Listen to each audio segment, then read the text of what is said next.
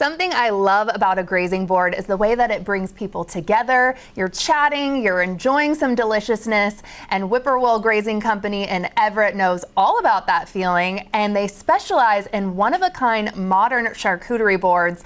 Owner Shirah Clark is here to show us how to build such a spread. Welcome, and this spread is already stunning, and we haven't even done anything. We're hungry before we even start building. We really are. So before we get to building, what have you brought? Because you say it's also important to think about like the tools and the boards, right? Absolutely. So when you're thinking about your board, you want to think about the size of the crowd you're serving and also what display your table you're putting it on.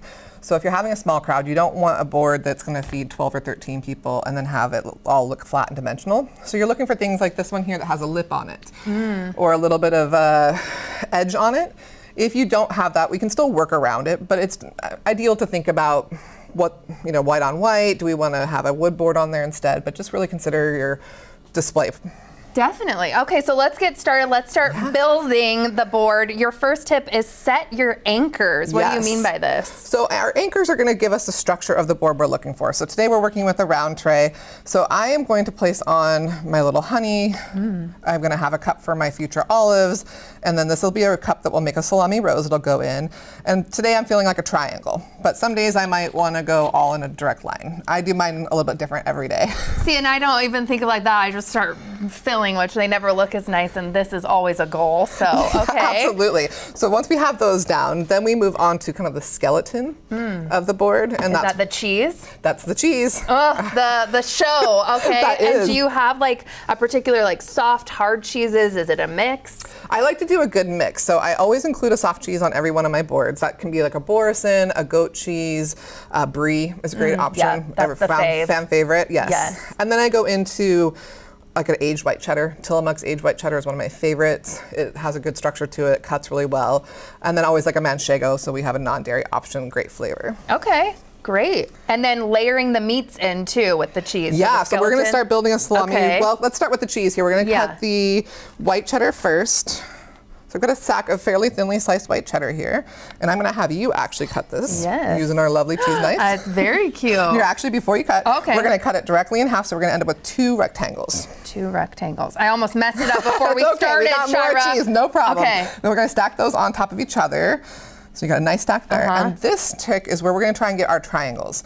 Now, most people want to go corner to corner. That doesn't give you the sharp edge you're looking for. So you're actually going to put this in so everyone can see. No worries. Okay. You're actually going to offset your cut a little bit. So you're not going to go quite corner to corner. You're going to offset that edge right here to here. Here to here. So good, a little more of a diagonal. So you're trying to go almost, perfect. Okay.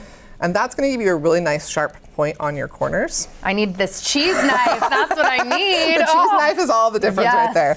And then what I like to do, because I like a little bit of height with my cheddar, is I put 2 apricots down to give me a little bit of an anchor. And then I'm going to take my cheese and I'm going to alternate. So I'm making bunny ears. Oh. And then I'm going to lay those here, and you're just going to keep alternating that pattern and kind of snake it through the board. Keep going like this? Okay, I can do that while you start on the meat. Yes. So we're going to start doing our salami roses. With this, I use 9 pieces of salami. Actually, I think I've got 10. I've upped the rate on that. Ooh. A little extra. We'll take it. We'll take it. You never have enough salami, you can never have cheese. So on this one, I'm going to show you how, and then I'm going to let you build one yourself. Okay, so I need to multitask. So you're doing great with that piece. That's one layering there. Okay. Then we're going to switch gears here. You're going to take 5 pieces of salami and you're going to put it all around. So you got one more in there. Okay. Not tuck it quite all the way down yet. No. But go ahead and create just an oval pattern around. Okay. And this is creating a different rose than we see here. There's many different varieties. Perfect. Now you're going to take your 5 pieces you have here, and we're going to lay them out kind of like a chain, slightly overlapping. And you're eventually going to fold it up into a taco. So you want them to be this piece here. We'll start here. I feel like I need to go to one of your classes. You have classes, absolutely. right? We do. We amazing. teach all of this. This is a favorite part right here is the rose. So once you have this layered here, you're going to fold it in half upward, like this? like a taco. Oh. Yeah. I'm thinking like a hot dog, like they teach you in school. Okay, a hot dog. Perfect. And then you're going to take this corner and you're going to slowly start rolling that piece. And you're going to do kind of a tight roll, just holding along the bottom. Perfect. Wow. I've seen these and I'm like, there's no way I could ever do this. You absolutely can do this. Now you tuck that right in the center here. and you have a full, beautiful rose to go on your tray. That's magical. You did it. Okay, so after that too, you start thinking about breads and crackers and fresh fruit and all of that, right? Yes, so we always put fresh fruit on. We always want to have grapes on the trays. That's a palate cleanser. It helps cut down the richness of the meat and the cheese. Ooh, yes. So I usually would start placing the meat and cheese, start placing the grapes. And what I do here is I try to not show the stems. But I also like little clusters because nobody wants to have to group them out. So you can create this little cluster, place it somewhere on the board. Okay. Anywhere that feels right to you. I'm a little freeform artistic when it comes to grazing trays. I don't really ever have a pattern. It's an art. I mean, not having a plan and being able to just kind of put together all this. Perfect. And what's next? We are going to make some prosciutto fans. Ooh. So prosciutto fans, the key to making your fan, I'm going to give you a piece here. And I want to show too, before we run out of time, the final touches. Yes. So we're going to take one piece here and we're going to fold this in half with the paper still on. Oh, see, I already messed it up. Okay. I'll watch you. You're the pro. And we're going to pull that paper off and we're going to make a quick ribbon candy effect.